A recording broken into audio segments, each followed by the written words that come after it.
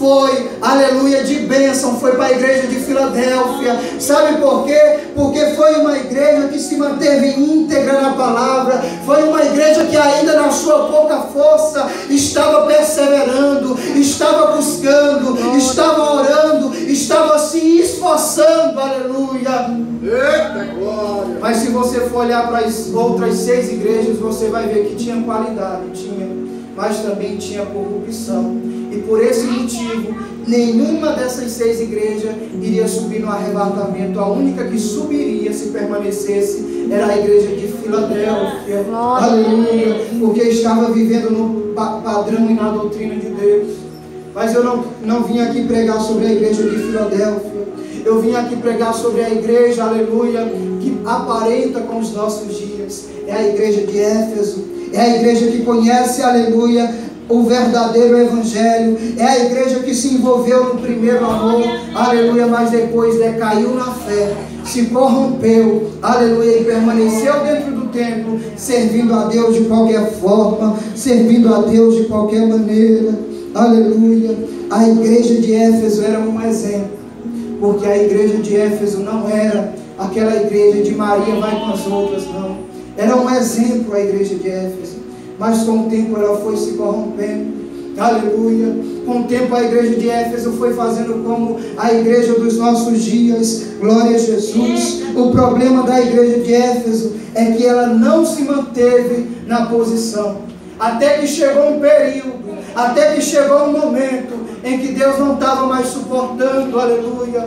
E a lua de mel, aleluia, a lua de mel da igreja de Éfeso com Cristo Jesus chegou ao fim, aleluia, porque estava se corrompendo, aleluia, porque estava dando legalidade para o maior inimigo da igreja, aleluia. E eu te pergunto, quem é o maior inimigo da igreja?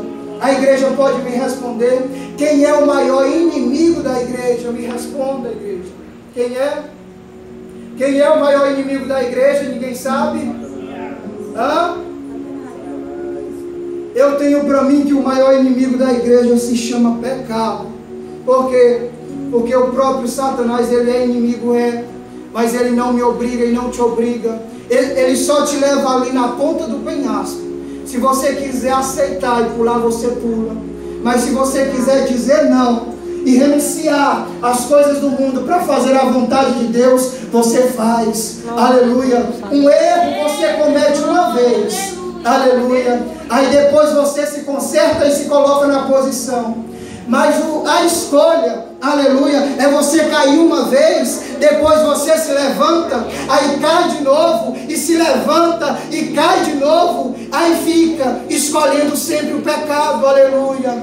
Então o maior inimigo da igreja não é Satanás, é o pecado que todo dia você escolhe. A igreja de Éfeso, ela tinha consciência da palavra, ela tinha consciência do verdadeiro evangelho genuíno, a qual ela tinha recebido de Cristo Jesus, aleluia. E pastor, a igreja de Éfeso, ela colocava à prova aqueles que se diziam ser ministros de Deus, aqueles que subiam no púlpito, aqueles que estavam dentro da obra, aqueles que até evangelizavam, aqueles que se prontificavam na oração. A igreja de Éfeso, ela era uma igreja que colocava à prova, aleluia. E o que é colocar a prova? Glória a Jesus.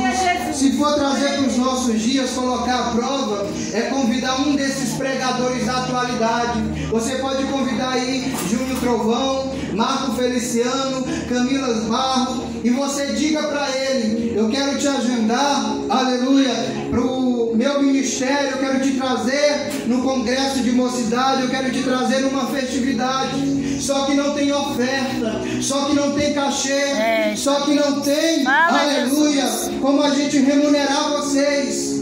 E aí a gente vai saber se verdadeiramente é homem de Deus. Eita glória, é verdade. Aleluia. A igreja de Éfeso fazia praticamente isso aqui, né? E se eles recusar, dizendo que não tem como, porque não tem condição, sendo que são desses pregadores atuais, atualidade, a gente sabe que tem condição de vir aqui. A gente sabe que tem condição, aleluia, de sair lá do país, de sair lá do estado dele, de sair lá da cidade dele e vir aqui pregar e não cobrar R$1. A gente sabe que tem condição. Aleluia. Mas se são ministros do Evangelho que têm dito não para o Evangelho, quando se trata de vir de longe e não cobrar e não receber nada, aí sim a gente vai saber se verdadeiramente é um homem de Deus. É mesmo, Jesus. Verdade. Glória a Jesus. Eu me recordo quando eu ainda estava aqui com o pastor Joelso, quando eu ainda estava aqui no ministério. Aleluia. O exemplo da igreja de Éfeso é que ela provava para saber que o homem de Deus. Glória a Deus. Aleluia. E esse é o nosso erro. Esse é o que falta dentro da igreja, porque nós assistimos o pecado. O pecado ele sobe em cima do púlpito. O pecado ele fala, ele prega a doutrina dele e a gente parabeniza, a gente glorifica, aleluia, e aceita numa normalidade terrível. Glória a Jesus. Sabe o que é isso?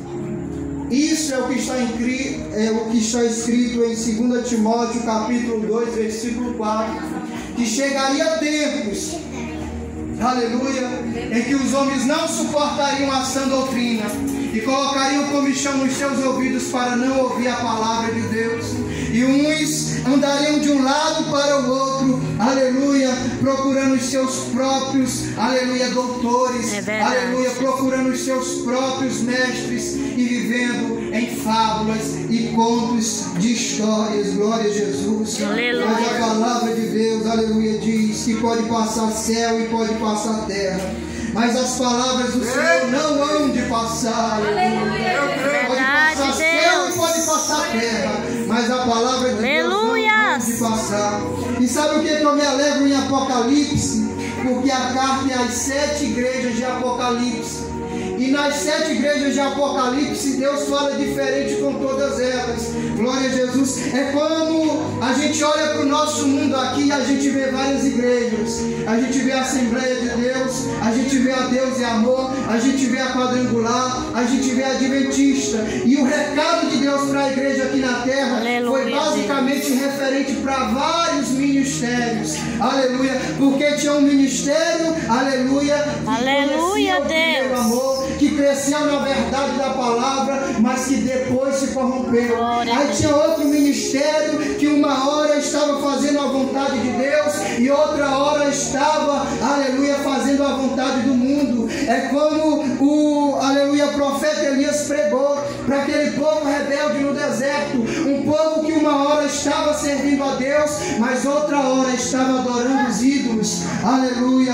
Então a carta de Apocalipse, aleluia, para as 7 aleluia, igrejas, Deus, aleluia, não é para apenas uma igreja escolhida, não. A gente vê, pastor Joel, que apenas uma igreja se destacou e que outras igrejas do Apocalipse tinham características e também tinham qualidades, aleluia, mas o recado que foi, aleluia, de bênção foi para a igreja de Filadélfia. Glória a Deus. Sabe por quê? Porque foi uma igreja que se manteve íntegra na palavra. Aleluia, Jesus. Que ainda na sua pouca força, glória, estava perseverando, estava buscando, estava orando, estava se esforçando, aleluia.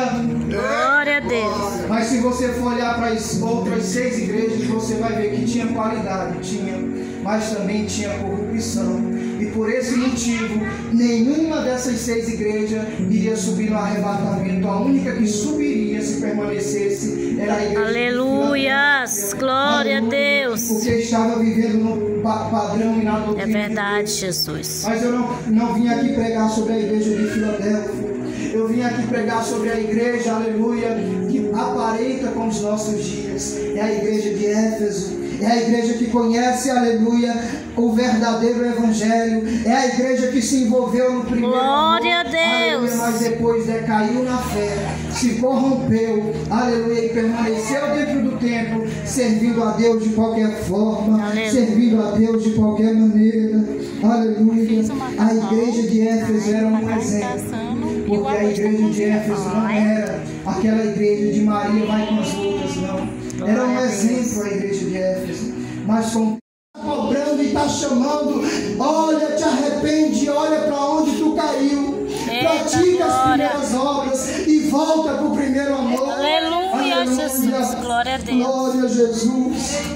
Oh, maravilha. Aleluia. Estando lá na escola dominical, que no tempo dela, ela estava na igreja todos os dias, ela estava em casa, independente do que estava acontecendo, ela estava louvando a Deus, ela estava orando, se tudo estava ruim, ela estava buscando a presença de Deus. Aleluia. E eu fui lembrando também do meu passado, eu fui lembrando de quando eu me converti, que eu pregava dentro da escola, que eu evangelizava, aleluia, e os irmãos compartilhando as experiências deles também, dizendo que tinha muita coragem naquele tempo e hoje não tem mais. E é verdade, isso faz a gente refletir. A gente olha lá para trás e via como a gente estava na presença de Deus. Aleluia. Aí a gente olha para o dia de hoje e a gente vê que a gente está com uma igreja de Éfeso. A igreja que vivenciou o primeiro amor. Aleluia, mas depois se corrompeu.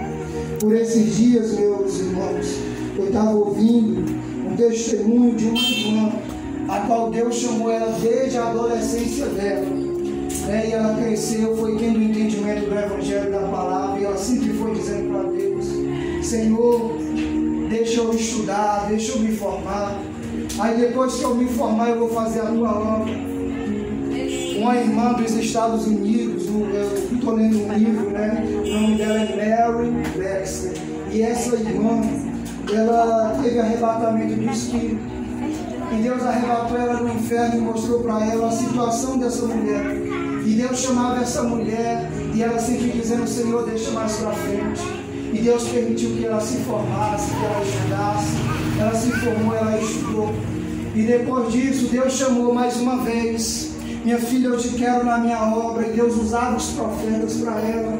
Deus usava pessoas para evangelizar ela. Aleluia. E depois que ela se formou, ela começou a dizer para Deus: Senhor, deixa primeiro eu criar meus filhos. Deixa eu criar meus filhos. Quando ele estiver grande, eu vou me envolver na tua obra. E Deus permitiu.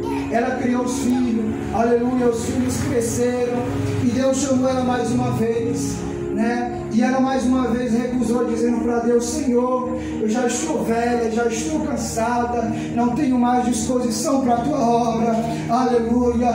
E Deus estava dando misericórdia, estava tendo misericórdia daquela vida, e ela sempre rejeitando o chamado que Deus tinha chamado ela desde a adolescência. Até que essa mulher, ela morreu num acidente de carro. Depois que ela morreu num acidente de carro, o espírito saiu do corpo e ela foi para o inferno. Aleluia. E ela era atormentada. Aleluia. E essa revelação foi dada para uma irmã que foi arrebatada. Sabe por que eu estou contando esse testemunho? Porque se compara com os nossos dias. E eu me recordo também, pastor Joelson, trabalhando em 2 empregos. Ontem mesmo eu estava lá na área da Suzano. Eu saí de dentro da sala, terminei os atendimentos e fiquei lá fora. Era madrugada. E eu comecei a falar com Deus.